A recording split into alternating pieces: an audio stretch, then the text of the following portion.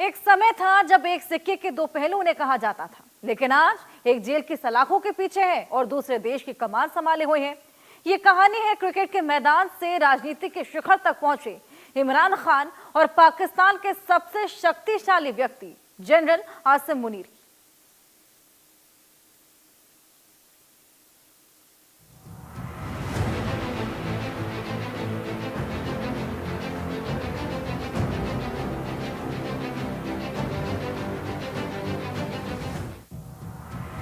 अंधेरी रात और दहकते अंगारे।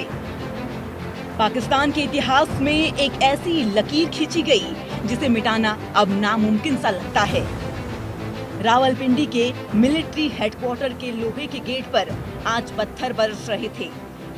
ये वो पत्थर नहीं थे जो किसी दुश्मन ने फेंके थे, बल्कि ये उस लाडले के समर्थकों का गुस्सा था जिसे कभी इसी फौज ने अपनी आंखों का तारा बनाया था।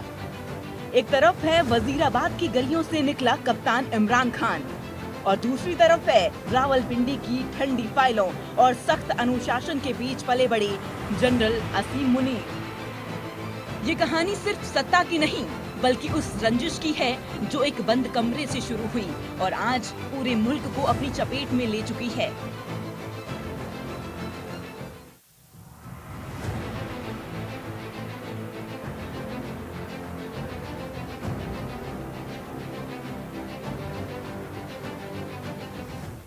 दो 2023 में सामने आई इस लड़ाई की पटकथा 2019 में लिखी जा चुकी थी। इमरान के वफादार रहे भाजपा के करीबी आईएसआई चीफ आसिम मुनीर इमरान की हर बात मानते थे। फिर कुछ ऐसा हुआ कि पूरी कहानी बदल गई। इमरान की एक जिद और आसिम मुनीर का फैसला आज पाकिस्तान की सड़क पर जंग की वजह बन चुका है।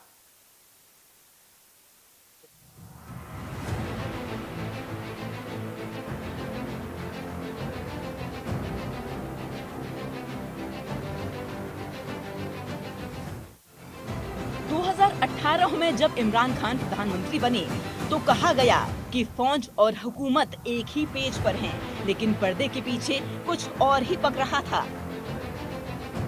2019 में तत्कालीन आईएसआई चीफ आसिम मुनीर, जिन्हें उनकी ईमानदारी के लिए जाना जाता था, एक फाइल लेकर प्रधानमंत्री आवास पहुंचते हैं। खबर थी कि उस फाइल में इमरान के करीबी लोगों के कथित भ्रष्टाचार के सबूत थे। कप्तान को ये दखलंदाजी पसंद नहीं आई। नतीजा, आसिम मुनीर को रिकॉर्ड 8 महीने के भीतर पद से हटा दिया गया। मुनीर चुपचाप वापस तो चले गए, लेकिन पाकिस्तान के कप्तान ने शायद ये नहीं सोचा था कि जिस शख्स को उन्होंने पद से हटाया है वही एक दिन पाकिस्तान की सेना की कमान संभालेगा।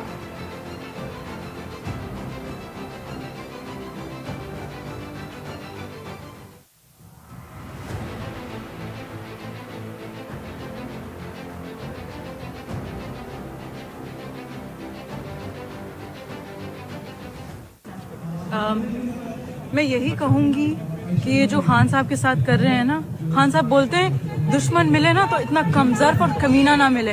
ये जो कर रहे हैं एस्टेब्लिशमेंट, ये सो कॉल्ड फॉर्म 47 की हुकूमत जो कर रहे हैं, ये खान साहब को तकलीफ नहीं पहुंचा रहे, ये अपने आप को नंगा कर रहे हैं। इनकी औकात कुछ नहीं है। इनकी औकात ये है कि ये एक बंदे से डरते हैं, एक बंदे से डरते हैं जिसको इन्होंने कैद किया हुआ है, पर वो असल में आजाद है। ये सब कैद हैं, ये सब बेगैरत हैं, ये सब बेहिस हैं। इनकी ना माँ है, ना बेटी है, ना बहन है, कुछ भी नहीं है। इनका ना दीन है, ना इनका धर्म है, इनके कोई मॉरल्स नहीं है, इनकी कोई एथिक्स नहीं है। इन सबको डूब मरना चाहिए। अगर इतनी हिम्मत है, अगर वो सामना करना चाहते हो इमरान खान का, शेर को तो कोई भी बंद कर लेता है। शेर को बंद करके लड़ाई नहीं होती, शेर को बाहर निकालो और लड़ो उससे, तब पता चलेगा कि तुम कितने मर्द के बच्चे हो।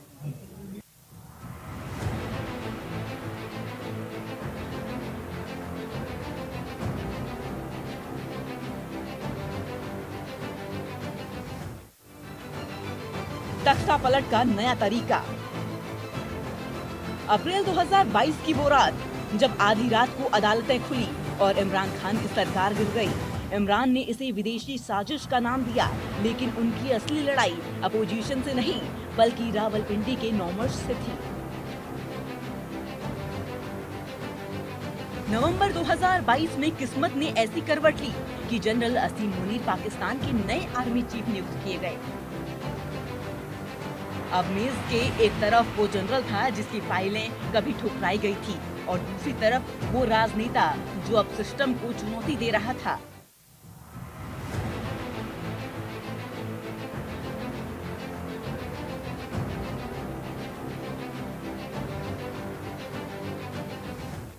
रेड लाइन और जेल की दीवारें।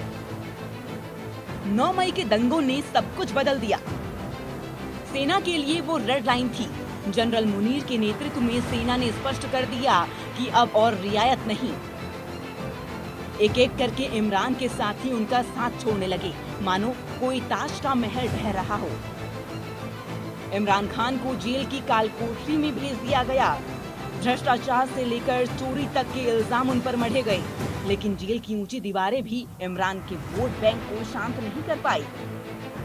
फरवरी 2024 के चुनावों ने साबित कर दिया कि कप्तान भले ही कैद में हैं, पर उनकी आवाज आज भी गूंज रही है।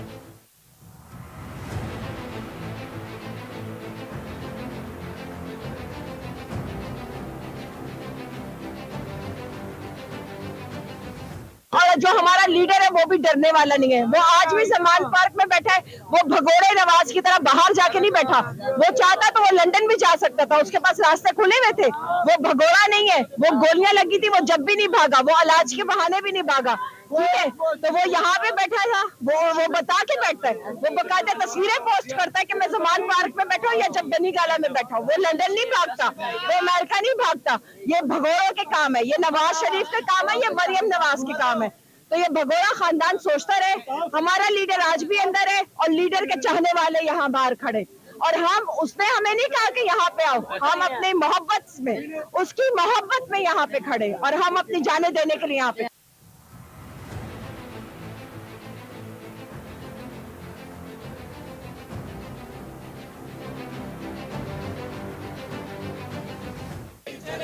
आज पाकिस्तान एक चौराहे पर खड़ा है।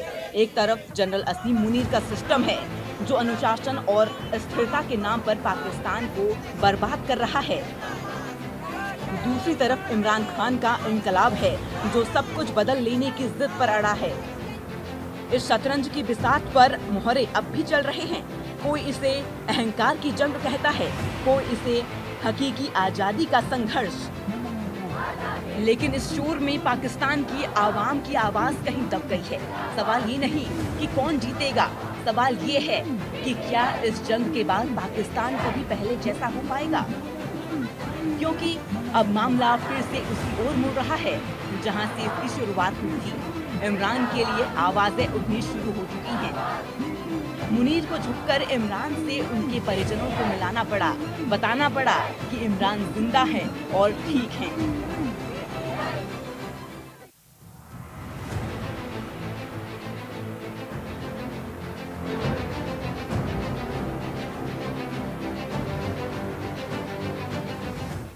और मैंने कहा मैं नहीं करूंगी, मगर आज जब ये सारी मैं चीजें देखी हैं और जो उनकी हालत है, उन्होंने मुझे कहा, कहते ये मुझे मार देंगे, इन्होंने मुझे मारने का प्लान किया है और आसिम मुनीर इसका जिम्मेदार होगा। और मैंने कहा मैं क्यों कहूँ मार देंगे, कहते कहो कि मुझे मार देंगे, ये मुझे मार रहे हैं, ये मुझे मार देंगे। तुम सोचे अब जो ये सब कुछ हो रहा है, जिस तरह हर चीज और जो जैसे ये मोहसिन नकवी जैसा इंसान बातें कर रहे हैं, अब मुझे यकीन है ये मार देंगे।